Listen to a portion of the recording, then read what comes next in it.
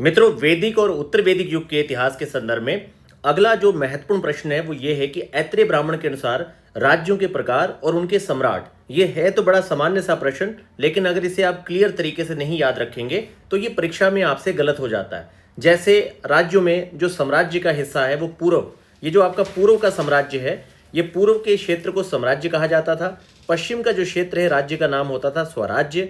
उत्तर का जो राज्य था इसे वैराज्य कहा जाता था। और मध्य प्रदेश में ये राज्य ही कहलाता था और दक्षिण में इसे भोज्य राज्य कहा जाता था।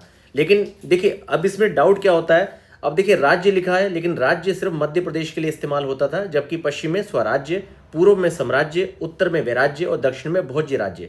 और यहाँ के सम्राट भी जो थे, पूर्व का जो साम्राज्य था इसका राजा जो शासक होता था इसे सम्राट कहते थे। जो उत्तर का वैराज्य राज्य है इसका सम्राट विराट कहलाता था। और पश्चिम में जो स्वराज्य था इसका स्वराट कहलाता था। और दक्षिण में जो आपका भोज्य राज्य है इसके सम्राट को भोज कहा जाता था।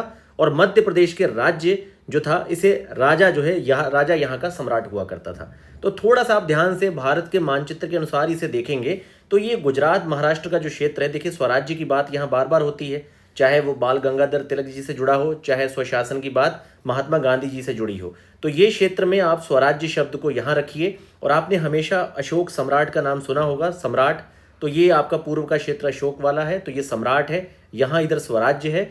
और ये उत्तर का पूरा देखिए, पूरा ये आपका शीत मरुस्थल वाला सारा क्षेत्र है, तो इसे आप वीरान या विराज्य नाम से याद रख लीजिए। और दक्षिण में आपका यहाँ भोज्य राज्य हो गया और मध्य में आपका राज्य राजा हो गया। इस तरीके से दिमाग में छोटा सा एक खाका बना लीजिए जिसमें भारत का मानचित्र आपके दिमाग में आ जाए, ताकि आप वहां पे प्रश्न गलत ना करें। क्योंकि है तो बड़ा आसान, लेकिन अगर आप सही तरीके से नहीं पढ़ेंगे तो आप राज्य, स्वराज्य, साम्राज्य, वैराज्य और भोज्य इन सारे शब्दों में आपसे गलती हो सकती है।